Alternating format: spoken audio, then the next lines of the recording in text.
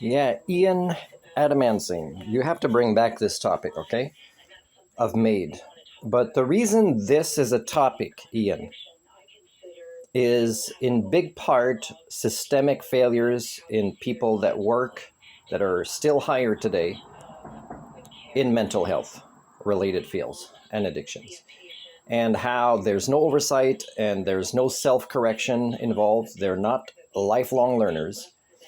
That when people access mental health services successfully meaning like they have a file open, they have a first caseworker evaluation, they're not necessarily better off than somebody that doesn't access but that has somebody enter their life who really cares for them and is a lifelong learner, because I think statistically speaking they might be at better chance of recuperating, especially if they could find a few people like that care. So my opinion about MAID is that I'm for it for any category, but it's the same follow-up answer I have to give for nuclear power. I believe nuclear energy is a good idea, just not in the hands of our species. And I'm not just talking about Canadian mental health services here. They're not qualified in mental health fields to incorporate MAID yet. And when somebody's received services for a long time and suddenly they would qualify under mental health, why isn't it reviewed? Why sometimes, if that person would have gone to another country, maybe they would have recovered and lived a better quality of life, but not here in Canada. And also, if you review their files, why are there so many errors? Why are there so many experimentations going on, trial and error, and not real competence being showed? And that's the issue. Okay, and the issue is with Canadian mental health, it's with psychiatrists, it's with mental health workers that prefer to go hide in an office because they don't have the skill sets, and they're not people that can reference others with care and concern, and not insisting to be trained properly for their job. They just want a paycheck to come in, and they're judgmental of that category of patient that they work under.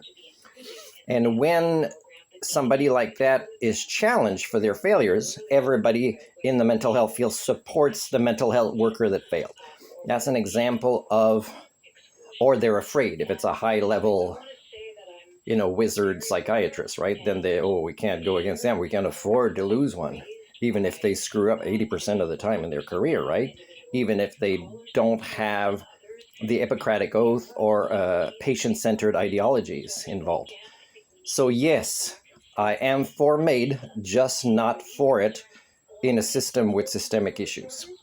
Now, there's a lot of stories I have in my personal life, and I've heard of others, that demonstrate these systemic issues. So imagine we don't have these systemic issues anymore.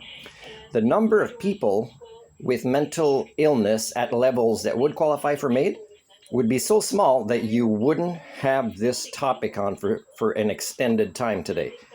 So that means next time, Ian Adamansing, cover the systemic issues in mental health and make it an extra long session. And you're going to hear things. But have a professional in that topic, let's say, screen callers long in advance. Make sure the topics are not repeated, but you can still pick up patterns in the screening of the callers. And let people vent, because they really don't have a place to vent sometimes. Certainly not the colleges of physicians and surgeons or whatever may try to have you believe they oversight psychiatrists, for example. When you see online so many criticisms of particular mental health departments in particular communities or of psychiatrists, I tell you, nothing is being done, which tells me, how can people with serious mental illness access mental health services from people that have their own pathologies and are unable to self-assess, much less assess another person, and are unable to self-correct, much less help somebody else improve the quality of their lives?